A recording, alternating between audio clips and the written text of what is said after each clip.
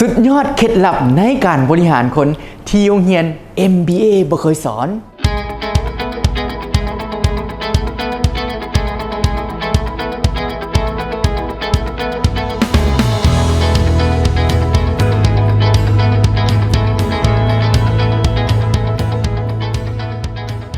หนือกว่าเทคโนโลยีวิทยาศาสตร์และสิ่งประดิษฐ์นั่นก็คือคนและทรัพยากรมนุษย์ที่เป็นผู้สร้างบ่ว่าจะเป็นการขับเคลื่อนสังคมการพัฒนาสังคมการพัฒนาประเทศหรือการพัฒนาหัวหน่วยธุรกิจใดหนึ่งบุคลากรหรือว่าคนนั้นแม่นมีบทบาทสำคัญในการเฮ็ดให้ธุรกิจเฮ็ดให้สังคมและเฮ็ดให้ประเทศเติบใหญ่และก้าวไปข้างหน้าได้แน่นอนในหัวหน่วยธุรกิจถ้าเราอยากจะวัดผลว่าหัวหน่วยธุรกิจนั้นเติบใหญ่และขยายตัวบ่เราควรวัดผลจาก3อย่างที่เป็นพื้นฐาน 1. ความอาจสามารถในการเติบใหญ่ทางยอดขายทุกๆปียอดขายของบริษัทนั้นเติบใหญ่จากเปอร์เซ็นต์ 2. ความอาจสามารถในการสร้างผลกำไรทุกๆปีนั้นบริษัทมีกำไรดีบ่บริษัทสามารถจ่ายเงินโบนัสและพาพนักงานท่องเที่ยวได้บ่ 3. ความสามารถในการเติบใหญ่ของการพัฒนาคนถ้าว่าคนเข้าหลายกว่าคนออกคนมีคุณภาพหลายกว่าปริมาณแสดงว่าหัวหน่วยธุรกิจนั้นแมนเติบใหญ่และจะไปได้ดีนั่นเองมื้อนี้ครูเซงขอแนะนำ3เคล็ดลับง่ายๆในการบริหารคนให้มีประสิทธิผลสูงที่โรงเรียน MBA บ่เคยสอนเฮา 1. Slow is the king อาจารย์ของความไวก็คือความซ่านั่นเองแน่นอนหลายๆบริษัทจะใช้ปรัชญาที่ว่าปลาใหญ่กินปลาน้อย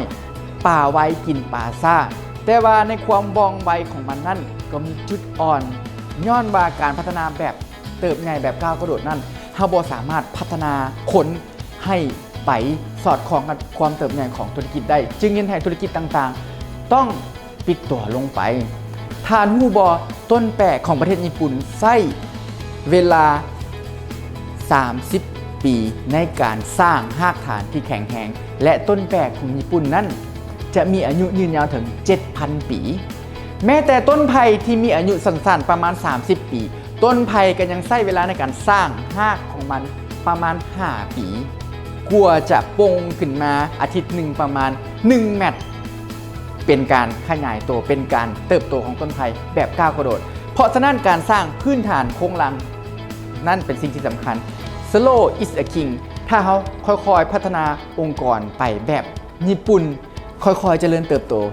อย่างซ่าๆและทานจะเติบโตอย่างแข็งแรงนั่นเอง 2. พัฒนาทีมเวิร์กแบบแถวนอนการพัฒนาทีมเวิร์กแบบแถวนอนและแถวตั้งจะมี2แบบไปพร้อมๆกัน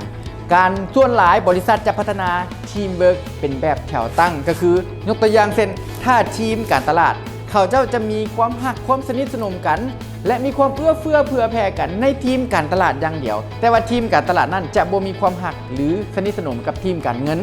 หรือว่าทีมเทคโนโลยีหรือว่าทีมกฎหมายต่างๆก็ดีนี่เป็นการพัฒนาคนทีมเวิร์กแบบแถวตั้ง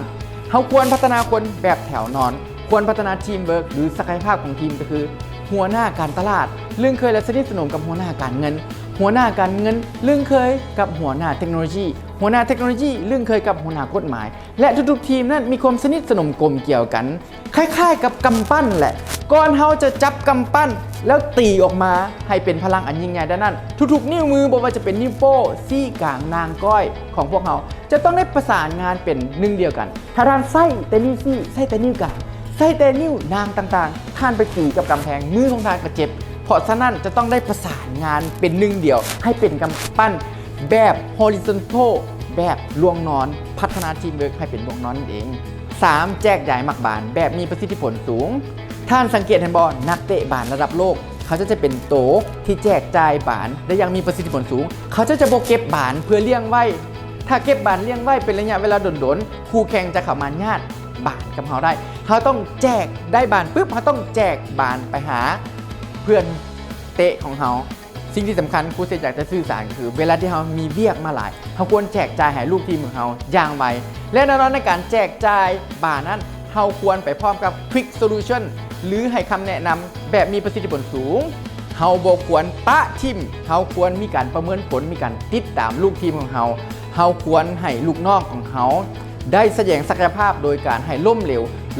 วและสะสมประสบการณ์ล้มเหลวหลายเท่าใดยิ่งดีเพื่อก้าวไปสู่ความสำเร็จนั่นเองนี่ก็คือเคล็ดลับง่ายๆในการบริหารคน3รูปแบบหรือว่า3วิธีการ1 slow is a king ค่อยๆเฮ็ดค่อยๆเป็นค่อยๆไป2พัฒนาทีมเวิร์กแบบแถวนอนและ3ก็คือแจกจ่ายบานแบบมีประสิทธิผลสูงนั่นเองถ้าพวกท่านคิดว่าคลิปนี้มีประโยชน์กรุณากดไลค์กดแชร์เพื่อเกิดพลังแห่งการแบ่งปันเพื่อให้ครูเซ็งได้มีกำลังใจในการสร้างคลิปต่อไปด้วยขอขอบใจโรงเรียนอิสมิมีวิสัยทัศน์ในการสร้างเด็กน้อยลาวให้เก่งคณิตศาสตร์และเก่งเทคโนโลยีพวกเขามีหลักสูตรในการสอนคณิตศาสตร์ด้วยลูกคิดญี่ปุ่นและสอนคอมพิวเตอร์โปรแกรมเพื่อให้เด็กน้อยสามารถพัฒนาแอปพลิเคชันพัฒนาเว็บไซต์และสร้างเกมต่างๆได้ถ้าผู้ท่านสนใจกรุณาติดต่อมาหาครูเซ็งได้โดยตรงขอขอบใจ